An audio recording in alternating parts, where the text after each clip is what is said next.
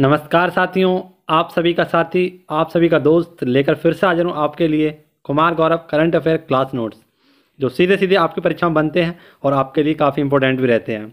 तो आप सभी के लिए एक नई पेशकश के साथ लेकर आया हूँ आज के हमारे top most important current affair notes.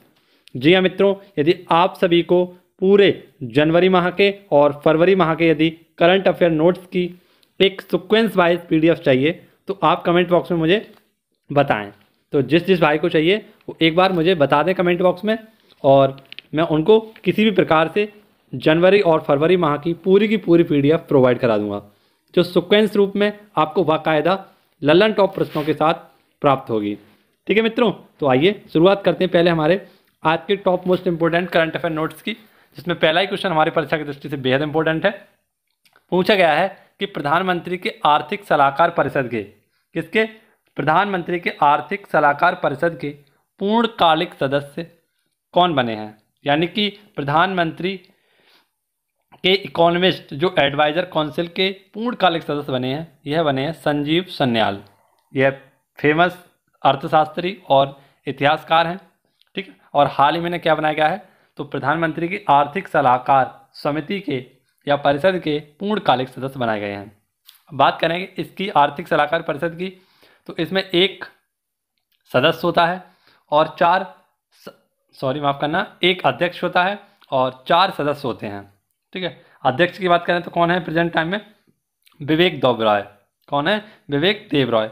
और इसमें पूर्णकालिक सदस्य बने हैं यह संजीव सन्याल। याद रखेंगे दोस्तों, काफ़ी इंपॉर्टेंट क्वेश्चन है आपके लिए कि पूछा जाएगा सीधा सीधा कि प्रधानमंत्री के आर्थिक सलाहकार परिषद के पूर्णकालिक सदस्य के रूप में किसे नियुक्त किया गया है। तो ये हाल ही बने हैं कौन, संजीव सन्याल। ठीक है, अर्थशास्त्री और फेमस इतिहासकार हैं ये। अब बात करें इनका पद कब तक रहता है, तो प्रधानमंत्री के कार्यकाल के बराबर इनका कार्यकाल होता है। जब तक प्रधानमंत्री रहेंगे तब तक इनकी आर्थिक सलाहकार परिषद के अध्यक्ष और पूर्णकालिक सदस्य बने रहते हैं। इन्हें शपथ किसके द्वारा दिलाई जाती है, तो यह भी प्रधानमंत्री के द्वारा ही दिलाई जाती है। ठीक है, एक बॉक्स में आप देख सकते हैं, क्वेश्चन काफ़ी इंपॉर्टेंट है आपके लिए। विजय राघवन जी कौन है, तो मुख्य वैज्ञानिक सलाहकार हैं विजय राघवन जी। ठीक है, अब आपके लिए जनवरी माह की जो इम्पोर्टेंट लल्लन टॉप नियुक्तियां हैं, इसकी एक नियुक्ति के लिए हम आपके लिए लेकर आए हैं लल्लन टॉप नियुक्तियों की एक लिस्ट। ठीक है, तो आइए इसका रिवाइज करते हैं। ये लल्लन टॉप 2022 जनवरी की नियुक्ति हैं, जो सीधे सीधे आपको मैं बहुत बेहतरीन तरीके से इसका रिवीजन लगवाने वाला हूँ। पूछा गया भारतीय तटरक्षक बल इंडियन कोस्ट गार्ड के हाल ही में नए अध्यक्ष कौन बने थे, तो आप सभी को पता है वीरेंद्र सिंह पठानिया। रेलवे बोर्ड के नए अध्यक्ष कौन बने हैं, तो ये बने विनय कुमार त्रिपाठी। स्वच्छ गंगा मिशन महानिदेशक कौन बने हैं, तो ये अशोक कुमार बने हैं। Oil and natural gas corporation limited, इसकी पहला महिला अध्यक्ष कौन बनी है, यानी आपसे पूछा जाएगा कि ONGC की पहली महिला अध्यक्ष कौन बनी है, तो यह अलका मित्तल। विस्तारा एयरलाइंस के हेड कौन बने हैं, CEO बने हैं विनोद कन्नन। ठीक है मित्रों, इसी के साथ एशियाई अवसंरचना बैंक, कौन मित्रों, एशियाई अवसंरचना बैंक यानी AIIB bank, Asian investment infrastructure bank, इसके उपाध्यक्ष कौन बने हैं, तो उर्जित R पटेल। ये RBI की पूर्व गवर्नर है और ये किस बैंक के, तो AII बैंक के हाल ही में उपाध्यक्ष नियुक्त किए गए थे। DSP नियुक्त हुई है हाल ही में, असम की DSP, ये कौन है, लवलीना बोरगोहान, और इन्होंने टोक्यो ओलंपिक में कौन सा, बॉक्सिंग में कांस्य पदक जीता है। ठीक है मित्रों, वहीं पर आप देख सकते हैं इंपॉर्टेंट है आपके लिए उप थल सेना के अध्यक्ष। तो उप थल सेना के अध्यक्ष कौन बने हैं, मनोज पांडे। ये पहले क्या थे, पूर्वी कमांडर थे। इफ्को के नए हेड कौन बने थे, तो ये दिलीप संघानी थे। ठीक है मित्रों, वहीं पर आपको याद रखना है हिंदुस्तान पेट्रोलियम कॉरपोरेशन लिमिटेड, और इसके हेड बनाए गए थे पुष्कर कुमार जोशी। ठीक है, तो ये सारे लल्लन टॉप आपके लिए काफ़ी इंपॉर्टेंट नियुक्तियाँ थी जो मैंने आपको कंप्लीट कराई हैं। इनका एक बेहतरीन सा रिवीजन लगवाया है। ठीक है, यदि वीडियो आपको पसंद आई हो तो लाइक शेयर दोस्तों के साथ करना ना भूलें, और जिस भी भाई को मेरे जनवरी माह की और फरवरी माह की with Lallan top static GK के साथ और भी बहुत सारे लिस्टों के साथ अगर पूरा का पूरा उन्हें यह नोट्स चाहिए तो एक बार कमेंट बॉक्स में मुझे कमेंट कर दें। क्वेश्चन नंबर 2 देखते हैं, हमारा बेहद इंपॉर्टेंट क्वेश्चन है क्वेश्चन नंबर 2 भी। पूछा गया है विश्व पेंगोलिन दिवस। तो विश्व पेंगोलिन दिवस कब मनाते हैं, तो फरवरी के 3rd शनिवार को इसे हम मनाते हैं, और इस बार यह कब पड़ा है, तो 19 फरवरी को यह पड़ा है विश्व पेंगोलिन दिवस। ये पेंगोलिन क्या है, तो आपने देखा होगा चींटी खोर स्तनधारी है, ये चींटी खोर स्तनधारी। ठीक है, और यह है इस बार का 11वीं वर्षगांठ के रूप में इसका दिवस मनाया जाएगा। ठीक है मित्रों, आइए देखते हैं, एक बेहतरीन सा रिवीजन लगवाते हैं। फरवरी माह के जितने भी हमारे इंपॉर्टेंट डेज हैं उनका मैं आपको कई बार रिवीजन लगवा चुका हूँ। ठीक है, तो आप सभी को ये फरवरी माह के सारे जो लल्लन टॉप हमारे जनवरी और फरवरी माह के दिवस हैं याद हो चुके होंगे। हम 28 फरवरी को बात करेंगे जनवरी माह के और फरवरी माह के जितने भी हमारे इंपॉर्टेंट डेज होंगे उनका एक सीक्वेंस वाइज बढ़िया सा रिवीजन लगाएंगे। ठीक है, और उनको अपनी कॉपी में नोट डाउन करेंगे। तो ठीक है, क्या तैयार हैं आप सभी लोग फरवरी माह के इस बढ़िया से लल्लन टॉप रिवीजन लगाने के लिए? आइए देखते हैं, पूछा गया है सरोजनी नायडू जयंती या राष्ट्रीय महिला दिवस कब मनाते हैं? तो 13 फरवरी को। अंतर्राष्ट्रीय महिला दिवस कब मनाते हैं? तो 8 मार्च को। राष्ट्रीय विज्ञान दिवस कब मनाते हैं? तो यह 28 फरवरी को मनाते हैं, है ना। सीवी रमन जी के द्वारा रमन इफेक्ट की खोज की गई थी। नेक्स्ट, तटरक्षक बल दिवस कब मनाते हैं? तो यह मनाते हैं 1 फरवरी को। संत रविदास जयंती कब मनाते हैं? 27 फरवरी को। नेक्स्ट हमारा विश्व कैंसर डे कब मनाते हैं? तो विश्व कैंसर डे मनाते हैं 4 फरवरी को। विश्व दलहन दिवस कब मनाते हैं? 10 फरवरी को। यूनानी दिवस कब मनाते हैं? 11 फरवरी को। विश्व रेडियो डे 13 फरवरी को मनाते हैं। और अंतर्राष्ट्रीय मातृभाषा दिवस कब मनाते हैं? तो यह हम मनाते हैं 21 फरवरी को।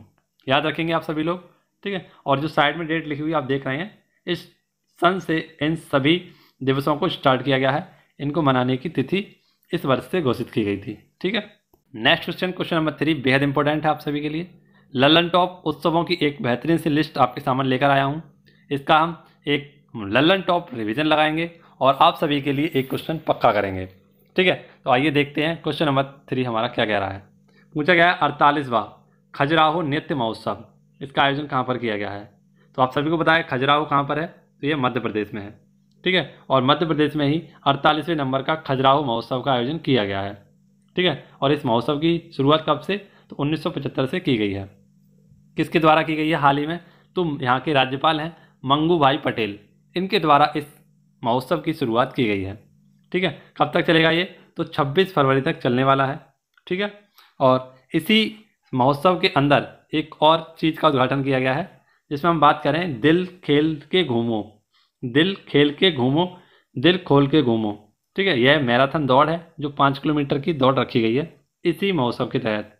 इसके तहत क्या जागरूकता बढ़ाई जाएगी? तो महिलाओं के प्रति सुरक्षा बढ़ सके या इसमें जानकारी दी जाएगी।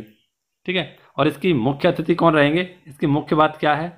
तो 8 देशों के राजदूत और उच्चायुक्त इसमें शामिल होंगे। ठीक है, बात करें मध्य प्रदेश की, तो मध्य प्रदेश की राजधानी आपको पता है भोपाल है। प्रेजेंट टाइम में यहाँ के मुख्यमंत्री कौन है? शिवराज सिंह चौहान, और यहाँ के राज्यपाल हैं मंगू भाई पटेल। ठीक है, यहीं पर खजुराहो का मंदिर स्थित है जिसको वर्ल्ड हेरिटेज साइट में कब? तो 1986 में शामिल किया गया था। तानसेन महोत्सव हाल ही में ग्वालियर इंदौर में मनाया गया था। और एक लल्लन टॉप क्वेश्चन, यह करंट अफेयर से संबंधित है। बायो CNG प्लांट, तो यह भी कहाँ पर? मध्य प्रदेश इंदौर में लगाया गया है। ठीक है, इसी के साथ आपको पता है एक संगीत अकादमी का उद्घाटन भी किया गया है ना, लता मंगेशकर संगीत अकादमी, तो यह भी इंदौर मध्य प्रदेश में स्टार्ट किया गया है। आइए देखते हैं लल्लन टॉप आज के हमारे महत्वपूर्ण उत्सव क्या कह रहे हैं, इनको देखते हैं और एक बेहतरीन सा रिवीजन लगाते हैं। तो हाल ही में आपको पता है मरु महोत्सव मनाया गया था। यह कहाँ पर? पोखरण जैसलमेर राजस्थान में मरु महोत्सव का उत्सव मनाया गया था। ठीक है, 13 से 16 फरवरी के मध्य, और BSF के द्वारा इसका आयोजन किया गया था। ठीक है, पहली बार कब मनाया गया था? तो 1979 में इसको बनाया गया था। कुछ समय पहले ही मैंने आपको बताया था मेदाम जात्रा महोत्सव, यह तेलंगाना में मनाया गया था कोयना जनजाति के द्वारा। स्पुटगस्टर महोत्सव यह लद्दाख में मनाया गया था हाल ही में कुछ समय पहले। कचाई लेमन फेस्टिवल यह मणिपुर में मनाया गया था। लोसार महोत्सव यह लद्दाख में मनाया गया था। तो ये सारे लल्लन टॉप क्वेश्चन आप याद रखिएगा, है ना, इनको नोट डाउन करिएगा, इनका बेहतरीन सा रिवीजन लगाइएगा, स्क्रीनशॉट लीजिएगा, जो भी आप कर सकें वो करिएगा, लेकिन इनको याद करिएगा। ठीक है, काफ़ी इंपॉर्टेंट है आपकी सभी परीक्षाओं के लिए स्टैटिक जीके के ये क्वेश्चन नंबर 4 बेहद इंपॉर्टेंट है आपके लिए, और पूछा गया है कि अपने आप की पहली हाइड्रोजन से चलने वाली पहली ट्रेन किससे? अपने आप की पहली हाइड्रोजन से चलने वाली ट्रेन किसने लॉन्च की है? तो हाल ही में जापान ने अपने आप की पहली हाइड्रोजन ट्रेन स्टार्ट की है। ठीक है, और स्टार्ट करने का मतलब है इसका लॉन्च किया है इसे। इसकी कीमत क्या रहेगी? तो यदि हम बात करें तो इसकी कीमत रहेगी 4 बिलियन येन, और वहीं पर हम बात करें कि डॉलरों में, तो 35 मिलियन अमेरिकी डॉलरों में इसकी खर्चा रहेगा। और इस ट्रेन का नाम है हाई बारी। क्या नाम है? हाई बारी इस ट्रेन का नाम है। यह एक बार में 140 किलोमीटर चलेगी और इसकी न्यूनतम स्पीड है 100 किलोमीटर प्रति घंटा। ठीक है मित्रों, अधिकतम स्पीड इसकी कितनी है? 100 किलोमीटर घंटा। इसे किसके द्वारा? तो आपको पता है पूर्वी जापान रेलवे के द्वारा, यानी पूर्वी जापान रेलवे के द्वारा और हिटाची और टोयोटा कंपनी के द्वारा इसकी हेल्प से इस हाइड्रोजन से चलने वाले ट्रेन को बनाया जा रहा है। इसका उद्देश्य क्या रखा गया है? इसे क्यों बनाया जा रहा है? तो 2050 तक कार्बन न्यूट्रल बनाने का जो लक्ष्य रखा है जापान ने। किसने रखा है? जापान ने। तो इसको बनाने में यह सहायक होगी। ठीक है, यह जापान की पहली हाइड्रोजन से चलने वाली ट्रेन होगी। आपको बता दें, विश्व में, दुनिया में पहली हाइड्रोजन से चलने वाली ट्रेन किसने बनाई थी? 2018 में जर्मनी ने यह बनाई थी। ठीक है, अब आपके लिए एक लल्लन टॉप क्वेश्चन है जो सर ने नहीं कराया था, मैं आपको उसको कराई दे रहा हूँ। ठीक है, काफ़ी इंपॉर्टेंट क्वेश्चन है आपके लिए। ये क्वेश्चन शायद आपने पढ़ा हो, आप भूल भी गए हो, लेकिन मैं आपको एक बार फिर से याद करा देता हूँ कि सबसे लंबी मेट्रो लाइन का उद्घाटन कहाँ पर किया गया था?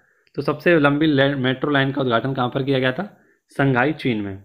8 से 31 किलोमीटर की है, विश्व की सबसे लंबी मेट्रो ट्रेन लाइन थी। ठीक है, कहाँ पर? तो संघाई, चीन में। ठीक है, याद रखेंगे आप। इसी के साथ आपको पता है ड्राइविंग लेस मेट्रो सबसे पहले कहाँ चलाई गई थी? भारत में, दिल्ली में। और 3 जॉर्ज डैम कहाँ पर है? तो यह भी यांगटीसी नदी पर स्थित है। ठीक है, विश्व का सबसे बड़ा डैम जो है 3 जॉर्ज डैम, कहाँ पर? यांगटीसी नदी पर स्थित है। इसी के साथ साथ आपको एक बात और याद रखनी है कि डुअल मोड वाहन भी कहाँ पर चलाया गया था? तो ये जापान की राजधानी टोक्यो में चलाया गया था डुअल मोड वाहन, जिसमें एक तरफ बस के पहिए और एक तरफ ट्रेन के पहिए लगे हुए थे। नेक्स्ट क्वेश्चन है मित्रों, क्वेश्चन नंबर 5 पूछा गया है, noise, blaze and mismatch frontier report 2022। हाल ही में 3 मुद्दों पर चर्चित एक रिपोर्ट जारी की गई है जिसका नाम रखा गया है noise, blaze and mismatch frontier report 2022। ये 3 मुद्दे कौन कौन से हैं? तो ध्वनि प्रदूषण, वनों में आग और परिवर्तन। ये 3 प्रकार के मुद्दों पर यह फ्रंटियर रिपोर्ट 2022 जारी की गई है। किसके द्वारा जारी की गई है? तो UNEP, आप काफ़ी अच्छे रूप से जानते होंगे, यूनाइटेड नेशनल एनवायरनमेंट प्रोग्राम। ठीक है, इसके द्वारा इस विलेज रिपोर्ट को निकाला गया है। और आप सभी लोग जानते हैं यूनाइटेड नेशन एक एनवायरनमेंट प्रोग्राम, इसकी स्थापना कब हुई थी? तो 5 जून 1972, माफ़ करना 5 जून 1972 को इसकी स्थापना हुई थी।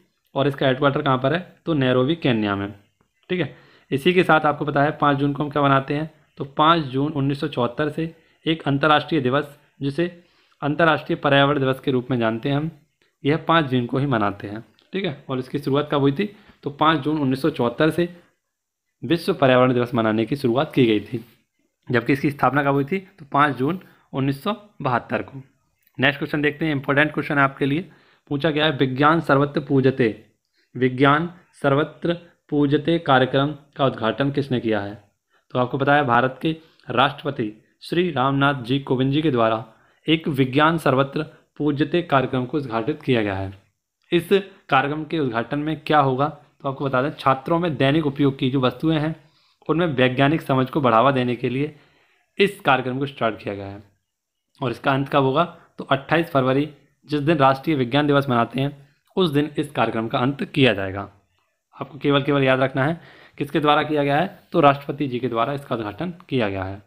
नेक्स्ट क्वेश्चन है क्वेश्चन नंबर 7, काफ़ी इंपॉर्टेंट क्वेश्चन है, साहित्य अकादमी पुरस्कार। अब आप कह रहे होंगे कि पुनः से साहित्य अकादमी पुरस्कार क्यों पढ़ा रहे हैं सर? तो आप सभी को जानकर हैरानी होगी कि कुछ समय पहले मैंने आपको साहित्य अकादमी पुरस्कार पढ़ाए थे, लेकिन उसमें मैंने आपको हिंदी और अंग्रेजी का साहित्य पुरस्कार बताया था। तब इनकी घोषणा की गई थी, लेकिन कुछ समय बाद बताया गया था कि उर्दू की जो भाषा में जो साहित्य पुरस्कार दिया जाएगा, इसकी घोषणा की जाएगी। तो इनकी घोषणा हो गई है और किस किस को मिला है, तो आइए जानते हैं। तो सबसे पहले हम जानते हैं साहित्य अकादमी पुरस्कार 2022 या उर्दू भाषा में किसे मिला है। तो आपको बता दें, चंद्रभान ख्याल जी को यह उर्दू भाषा का साहित्य अकादमी पुरस्कार दिया गया है। और इनकी एक बुक है जिसके लिए इन्हें मिला है, तो ताज़ा हवा की ताबिशें। क्या है बुक का नाम? ताज़ा हवा की ताबिशें इनके लिए दिया गया था। हिंदी में आप सभी लोग जानते हैं दया प्रकाश सिन्हा, और इनका फेमस उपन्यास था सम्राट अशोक, के लिए इन्हें यह दिया गया था। अंग्रेजी में आपको पता है नमिता गोखले को दिया गया था। साहित्य अकादमी जो पुरस्कार है यह 24 भाषाओं में दिया जाता है। इन 24 भाषाओं में कौन कौन सी भाषा शामिल है? तो 22 तो संविधान की भाषा शामिल है, एक अंग्रेजी भाषा शामिल है और एक राजस्थानी भाषा शामिल है। इन पुरस्कारों की शुरुआत कब से? तो 1954 से इनकी शुरुआत की गई थी। 1954 से ही आपको पता है पद्म पुरस्कारों की शुरुआत की गई थी। 1954 से ही भारत रत्न की शुरुआत भी की गई थी। ठीक है, और साहित्य अकादमी पुरस्कारों की शुरुआत कब से हुई है? तो 1954 से ही हुई है। नेक्स्ट आप देख सकते हैं साहित्य का नोबेल पुरस्कार 2021, तो यह किसे दिया गया था? अब्दुल रज़ाक गुरनाह को दिया गया था। जबकि भारत में पहली बार साहित्य का नोबेल पुरस्कार किसे दिया गया था? तो 1913 में रविंद्रनाथ टैगोर जी के द्वारा दिया गया था और गीतांजलि के लिए यह पुरस्कार इन्हें प्राप्त किया था। याद रखेंगे इस क्वेश्चन को। नेक्स्ट क्वेश्चन देखते हैं, क्वेश्चन नंबर 8 काफ़ी इंपॉर्टेंट है आपके लिए। पूछा गया है एक्स कोबरा वॉरियर 2022।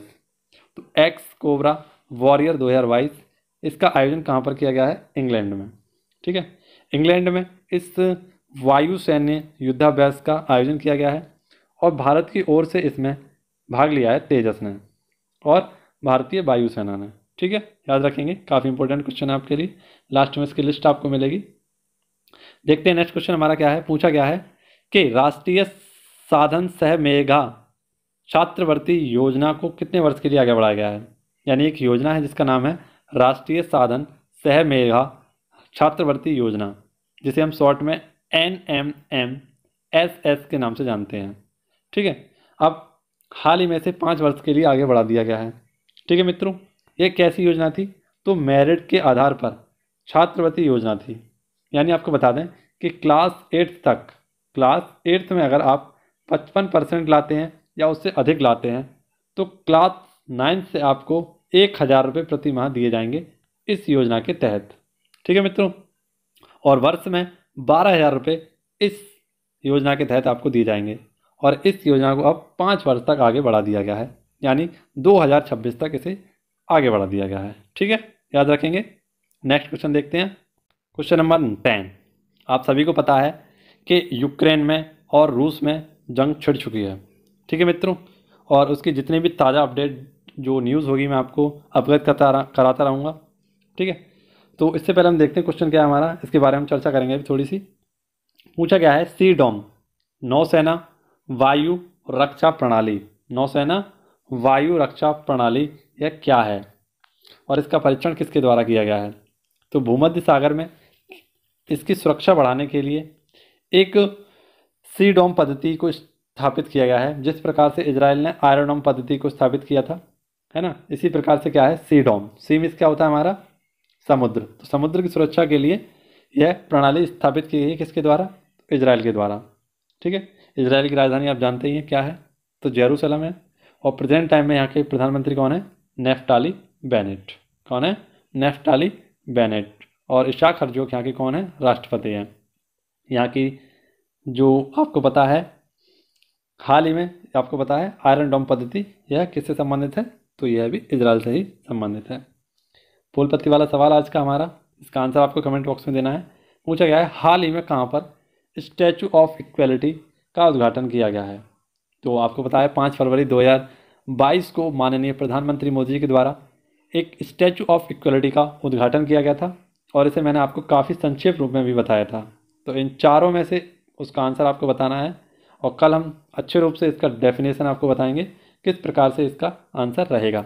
ठीक है, तो जितने भी भाई मेरे कमेंट बॉक्स में इसका आंसर देंगे और जिस किसी को PDF चाहिए वो सभी PDF के लिए मुझे एक बार कमेंट करें, मैं उनको किस प्रकार से PDF दे सकता हूँ, किस प्रकार से उनको PDF पहुँचा सकता हूँ बिल्कुल फ्री।